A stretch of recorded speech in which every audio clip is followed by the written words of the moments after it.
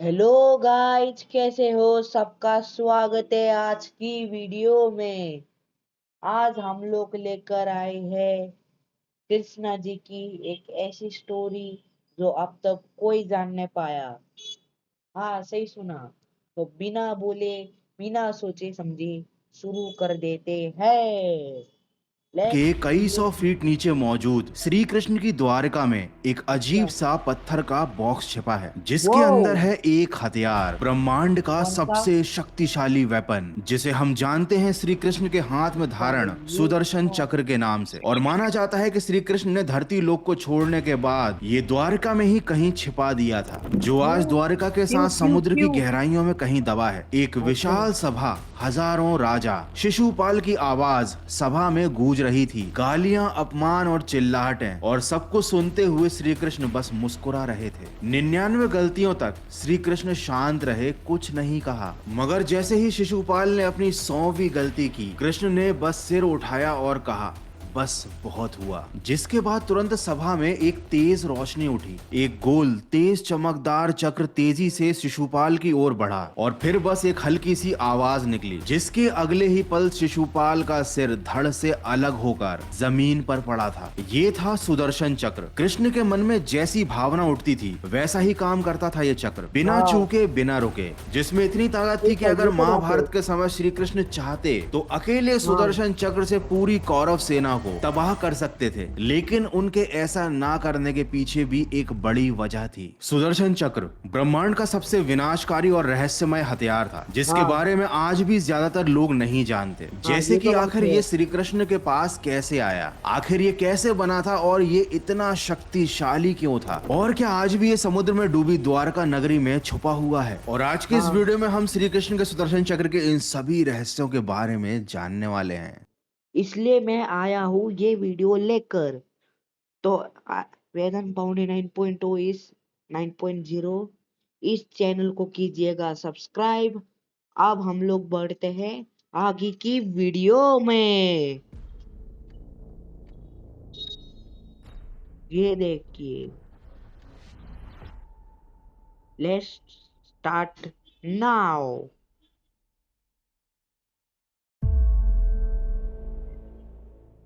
अच्छा।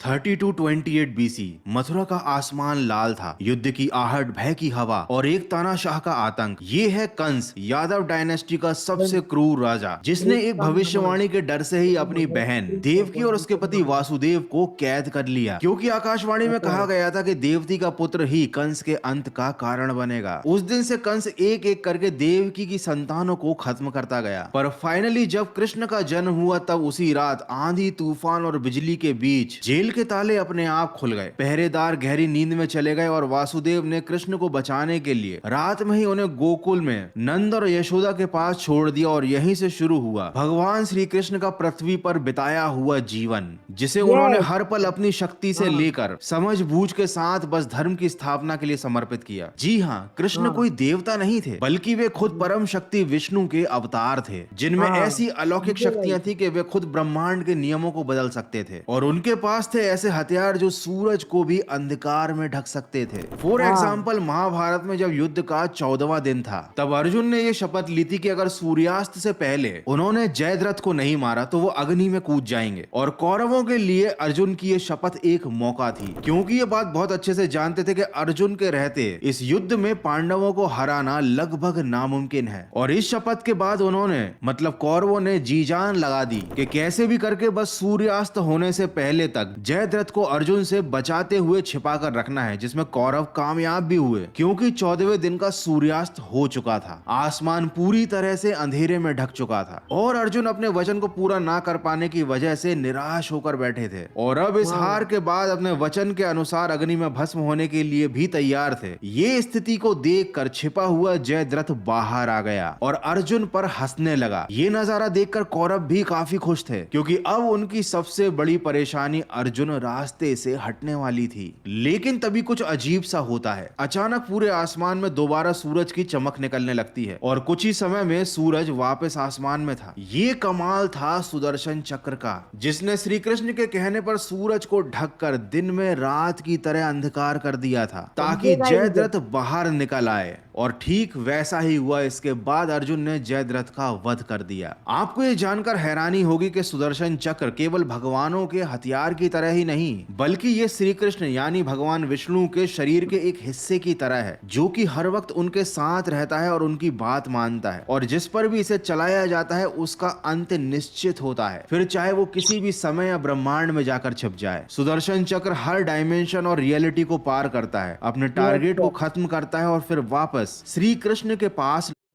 ये जो सुदर्शन चक्र है ना, ये ब्रह्मांड में सबसे पावरफुल कृष्ण का हथियार है एक। समझे गाइज? नहीं समझे तो वापस समझाऊंगा आगे की वीडियो में। अभी तो ये तो देख लो। लौट आता है और इसीलिए ऋग्वेद में भी विष्णु जी के सुदर्शन चक्र को व्हील ऑफ टाइम कहा गया है। सुदर्शन चक्र जो कि एक संस्कृत का शब्द है, इसका मतलब होता है शुभ दर्शन। लेकिन आप जितना भी इसके किस्से कहानियों की गहराई में जाओगे, एक नजर में ये बात तो साफ हो जाती है कि इसके दर्शन करना कोई शुभ संकेत नहीं है, क्योंकि जब जब भगवान विष्णु और श्री कृष्ण ने इसे किसी की तरफ छोड़ा है, तब उस असुर या जीव की आखिरी यादें ये उड़ता हुआ चक्र ही होता है, क्योंकि उसके बाद ये उसे हमेशा के लिए मिटा देता है। हिंदू शास्त्रों में सुदर्शन चक्र की उत्पत्ति के बारे में दो अलग अलग कथाएं हैं, जिनमें से है एक विष्णु पुराण में। इसके बारे में बताया गया है कि सूर्य देव के अत्यधिक तेज को कम करने के लिए विश्वकर्मा देवता ने जब सूर्य को घिसा, तब उस प्रक्रिया में निकली ब्लेजिंग सोलर डस्ट से इस विनाशकारी चक्र का निर्माण हुआ। जबकि दूसरी कथा के अनुसार महाभारत काल के दौरान विष्णु जी ने भगवान शिव की घोर तपस्या की और तब प्रसन्न होकर भगवान शिव ने विष्णु जी को ब्रह्मांड के सबसे शक्तिशाली हथियारों में से एक ये चक्र सौंपा। और कई ग्रंथों की माने तो सुदर्शन चक्र इतना शक्तिशाली है कि इसकी चमक को देख पाना भी सिर्फ भगवान शंकर और विष्णु जी के लिए ही संभव था। अगर मॉडर्न साइंस के नजरिए से देखा जाए तो हो सकता है कि ये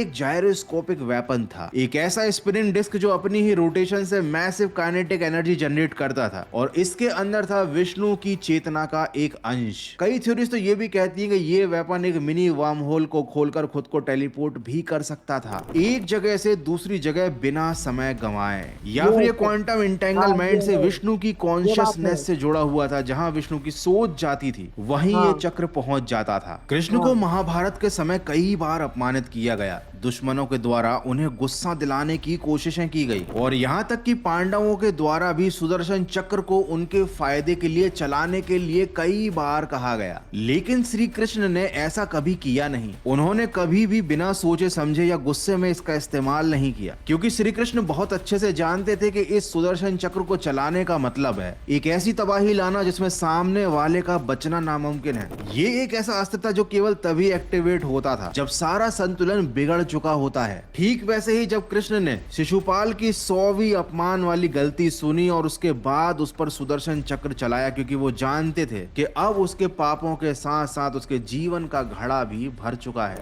अब सवाल यह है कि ऐसा क्या था इस अस्त्र में जो इसे इतना ज्यादा खास बना देता है। सुदर्शन चक्र को कई बार एक मेटालिक डिस्क के रूप में दर्शाया जाता है, जिसके किनारे पर 108 शार्प ब्लेड्स होते हैं। ये 108 नंबर हिंदू धर्म में काफी ज्यादा पवित्र माना जाता है। आपने सुना भी होगा कि भजन या कीर्तन में कई बार 108 बार जाप किए जाते हैं और मंत्र पढ़े जाते हैं। सुदर्शन चक्र के बारे में लिखा है कि जब ये हवा में घूमता है तो इसकी गति इतनी तेज होती है कि वो अपने आसपास की हवा के गैस मॉलिक्यूल्स को जलाकर प्लाज्मा लाइक हीट जनरेट करता है। कुछ टेक्स्ट में तो इसे सूर्य के जितना तेज और लाइटनिंग की गति से ट्रेवल करता हुआ भी बताया गया है, और इस बात का जिक्र भी एक कहानी में मिलता है। फॉर एग्जाम्पल, द्वारका को मिटाने के लिए शाल्वा राक्षस अपने मायावी शोभा विमान में द्वारका जब पहुंचा तो उसने अपने मायावी हथियारों से कई इल्यूजन्स क्रिएट किए और द्वारका में तबाही मचा दी। द्वारका की सेना ने उसका मुकाबला तो किया, लेकिन उसके इल्यूजन्स को वो तोड़ नहीं पा रहे थे, जिसके बाद श्री कृष्ण स्वयं युद्ध में उतरे और उन्होंने शाल्वा की ओर सुदर्शन चक्र छोड़ दिया, जिसके बाद एक झटके में सुदर्शन चक्र बिजली की रफ्तार से उस मायावी विमान के 2 टुकड़े करता हुआ उसे चीरता हुआ उसके अंदर से निकल गया और शाल्वा राक्षस के इल्यूजन को उसके साथ ही खत्म कर दिया। और ये सब करके लाइटनिंग स्पीड से वो चक्र वापस भगवान श्री कृष्ण के हाथों में आकर विराजित हुआ, ऐसे जैसे कि मानो कुछ हुआ ही ना हो। अब हो सकता है तुम्हारे दिमाग में बात आ रही हो कि गौरव भाई, सुदर्शन चक्र की शक्ति के बारे में तो हमको मालूम है, लेकिन हमको ये नहीं मालूम कि सुदर्शन चक्र ने समय और डायमेंशन को कब पार किया। और क्या ऐसी किसी घटना का जिक्र हमारे वेद पुराणों में है जब किसी का पीछा करते हुए सुदर्शन चक्र एक अलग ही ब्रह्मांड में पहुंच गया?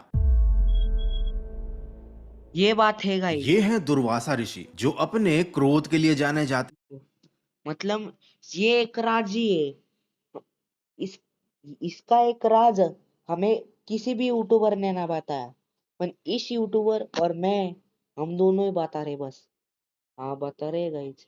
हाँ क्या बोल रहा था भाई? हैं। क्रोध में आकर उन्होंने एक दिन बिना वजह और बिना किसी चेतावनी के श्री कृष्ण के भक्त अम्बरीश को श्राप दे दिया। जब कृष्ण को इस बात का पता चला तो वे स्वयं तो नहीं आए, लेकिन उन्होंने भेजा सुदर्शन चक्र को। इस चक्र ने सबसे पहले दुर्वासा ऋषि के मंत्रों और माया के द्वारा बनाए गए राक्षस को भस्म किया, लेकिन ये करने के बाद भी वह चक्र रुका नहीं। वह दुर्वासा ऋषि के पीछे लग गया। अपने प्राणों की रक्षा के लिए दुर्वासा ऋषि अलग अलग जगह भागे। उन्होंने अलग अलग लोकों की यात्राएं की, पृथ्वी से लेकर ब्रह्मलोक और फिर शिवलोक तक वो गए। अलग अलग डायमेंशंस के अलग अलग ब्रह्मांड में उन्होंने सबसे शरण मांगी, लेकिन किसी के पास भी वो शक्ति नहीं थी जो सुदर्शन चक्र को रोक सके। ये चक्र किसी मिसाइल की तरह उनके पीछे लगा हुआ था। वो जहां भी जाते वो वहां पहुंच जाता। एक तेज, अदृश्य और अनस्टॉपेबल काल। आखिरकार दुर्वासा ऋषि को वापस अम्बरीश के पास लौटना पड़ा और उससे